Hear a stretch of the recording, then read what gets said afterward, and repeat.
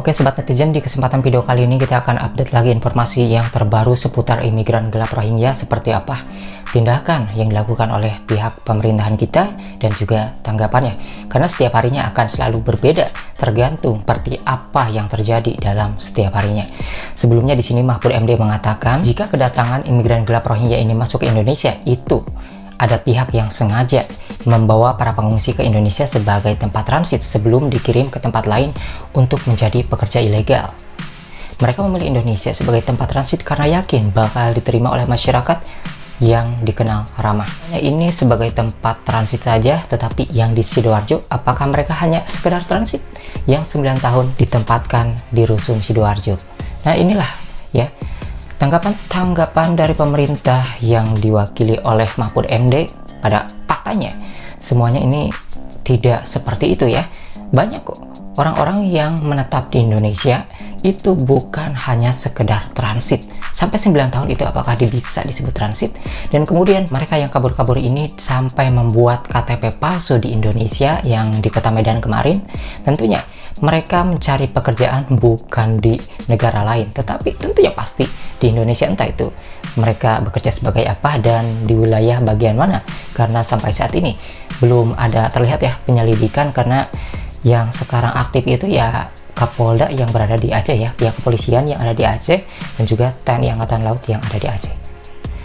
Selain itu di sini pihak kepolisian juga sudah menggeledah beberapa Rohingya di sana, yang mana di sini mendapatkan 15 ponsel ya yang ditemukan oleh pihak kepolisian, tetapi orang-orangnya yang memiliki ponsel tersebut, yang membawa HP tersebut itu tidak ditahan, hanya ponselnya saja untuk diperiksa. Karena kemarin juga berhasil diperiksa, ternyata adalah salah satu oknum yang sudah ditetapkan sebagai tersangka kasus TPPO yang membawa HP yang mencurigakan guys. Kita tunggu ya informasinya seperti apa ketika polisi sudah mengecek 15 HP tersebut. Setelah itu UNHCR mengaku kesulitan menangani penolakan terhadap imigran Rohingya. Nah, di sini ternyata sudah banyak teman-teman Rohingya ya. Kita di sini lihat di artikel dari Liputan 6. Di sini UNHCR mengaku dilematis terhadap penolakan Rohingya karena penampungan adalah wewenang pemerintah setempat. Sampai ini penampungan ini sudah penuh teman-teman, gak ada tempat lagi. Etnis Rohingya di Indonesia telah mencapai 12.616 orang. Yang 1.734 itu, yang seribuan itu diantaranya berada di Aceh. Saya juga nggak tahu nih, nggak paham. Sisanya itu sekitar 11.000-nya, kira-kira ditampung di mana tuh? Ini yang di Aceh 1.000 lebih ya, 1.700-an lebih. Masih ada sisanya tuh, itu kan totalnya dari 12.600 teman-teman. Kira-kira ditampung di mana ya selain di Aceh? Kemudian setelah itu juga di sini tindakan yang dilakukan oleh pemerintahan yang berada di wilayah Aceh itu sendiri. Di sini TNI Angkatan Udara dan juga Kapolda Aceh ataupun pihak kepolisian di sana itu melakukan patroli di udara ya, untuk meneropong ataupun memantau lewat udara. Nah, apakah pantauan dari TNI Angkatan Udara dan juga pihak kepolisian yang berada di sana ini efektif untuk menghalau para pendatang gelap dari Rohingya? Kita tunggu saja. Apakah akan ada para pendatang gelap ini masuk kembali ke Indonesia atau tidak ada lagi? Kalau misalnya ini terus dipantau ya. Karena kalau misalnya sudah dilakukan pemantauan tetapi pada akhirnya masuk lagi, ya percuma juga dong. Nah, ini kemarin yang sudah ditangkap ya kasus TPPO. Kalau kita lihat ya, rupa-rupanya ini membawa anak ya, menggendong anak, entah dia anaknya ataupun anak pengungsi ataupun imigran lain gitu teman-teman ya. Pokoknya seperti terlihat kayak kasihan yang perlu ditolong lah, padahal adalah salah satu pelaku kejahatan kasus TPPO. Ya, dia menggendong anak teman-teman ya, menggendong anak kecil. Jadi kalau saya melihat dari sumber beritanya, menurut konferensi pers pihak kepolisian, jadi pelaku ini sebelum imigran gelap ini datang ya ke Indonesia, dia ini bersembunyi agak jauh dari area tersebut. Kemudian setelah orang-orang yang dikatakan pengungsi ini adalah imigran gelap, itu baru deh orang ini tuh langsung bercampur dengan mereka. Dan dari segi pakaiannya pun seperti orang yang baru datang ya, kayak yang lain, padahal dia ini datangnya itu tahun 2022 yang lalu. Kemudian dia berada di Indonesia sekitar 3-4 bulan kurang lebih. Setelah itu dia mencari pekerjaan ke Malaysia selama 7 bulan. Dan setelah kerja 7 bulan di Malaysia, dia pulang ke Bangladesh. Setelah itu dia membeli kapal ya untuk membawa Rohingya senilai 280 juta. Tetapi tidak masuk akal ya, kerja 7 bulan di Malaysia bisa mendapatkan uang sebesar 280 juta. Ini juga pasti ada komplotan lain yang belum ditangkap ya. Tetapi pihak kepolisian masih menyelidiki terus, pasti ada cabangnya, pasti ada pelaku lainnya ya, baik itu yang di dalam negeri ataupun di luar negeri. Karena sangat tidak mungkin jika hanya orang ini saja satu-satunya sebagai otak pelaku perdagangan manusia, kayaknya sih gak mungkin berani sendirian ya. Nah, di sini kita akan dengarkan sedikit penjelasan dari Mahfud MD. Mahfud MD di sini sadar bahwasanya banyak kejahatan yang terjadi setelah imigran gelap ini masuk, tetapi tetaplah ditampung.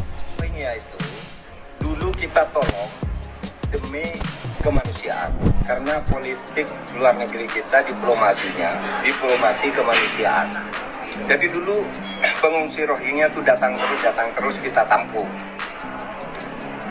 Padahal Indonesia itu tidak ikut menandatangani pembentukan UNHCR ya, United Nations High Commission for Refugee. Jadi komisi tinggi untuk para pengungsi itu Indonesia tidak ikut tanda tangan. Yang ikut tetangga-tetangga itu, tapi dibuangnya ke Indonesia terus. Indonesia bisa mengusir mereka, tapi Indonesia menolong. Dan sesudah menolong sejak tahun 2015 sampai sekarang, ini bertambah terus sampai tempatnya tidak cukup. Orang-orang lokal kemudian merasa cemburu. Udah Pak, itu orang asing kok disuruh terus di sini. Kami yang miskin di sini kok tidak diperhatikan, kan juga butuh makan gitu. Sehingga mereka sudah mulai menolak, ada resistensi dari masyarakat lokal. Meskipun begitu, katanya di sini mereka akan tetap ditampung dulu meskipun tempat penampungannya sudah penuh, guys. Ya, percuma ya, mau tanda tangan dengan UNHCR maupun tidak tanda tangan, ya tindakan yang dilakukan seperti orang yang sudah ada keterikatan dengan UNHCR. Jadi tindakan yang dilakukan ini seperti tidak ada bedanya sama sekali. Mau ada kerjasama ataupun tanda tangan dengan UNHCR atau enggak, yang dilakukan tetap menampung. Inilah ya tindakan yang dilakukan, langkah yang diambil tidak menunjukkan adanya perbedaan, mau ada keterikatan atau tidak ada keterikatan dengan UNHCR, tapi tetap ditampung. Padahal Australia sendiri di sini tegas ya menolak, padahal Australia wajib karena ada keterikatan dengan UNHCR. Indonesia masih kagok kayaknya ya, walaupun tidak ada keterikatan, tetap masih mau menampung terlebih dahulu. Tapi di sini Indonesia sibuk sendiri teman-teman ya. Mereka menyelesaikan masalah ini tanpa menyelesaikan sebabnya. Sebabnya apa? Karena ada perizinan dari UNHCR. Nah, UNHCR kan di sini tidak ada keterikatan dengan Indonesia sebenarnya dan tidak ada tanda tangan. Tetapi kalau kita lihat di berita-berita sebelumnya, di berita resmi itu kan ada anggota UNHCR yang wajah-wajahnya itu ya orang Indonesia. Kalau misalnya Indonesia tidak tanda tangan dengan UNHCR, kenapa ada anggota yang berasal dari Indonesia yang memakai pakaian UNHCR? Itu adalah sebuah pertanyaan juga. Nanti kita akan update lagi informasi terbaru seperti apa sih kelanjutan dari tindakan yang dilakukan oleh pemerintahan. Tentunya kita akan lihat juga sampai benar-benar dikembalikan ya, sampai terlihat siapa saja sih oknum-oknum yang terlibat dalam masalah kedatangan imigran gelap ini, karena ini adalah bisnis yang cukup besar bagi mereka.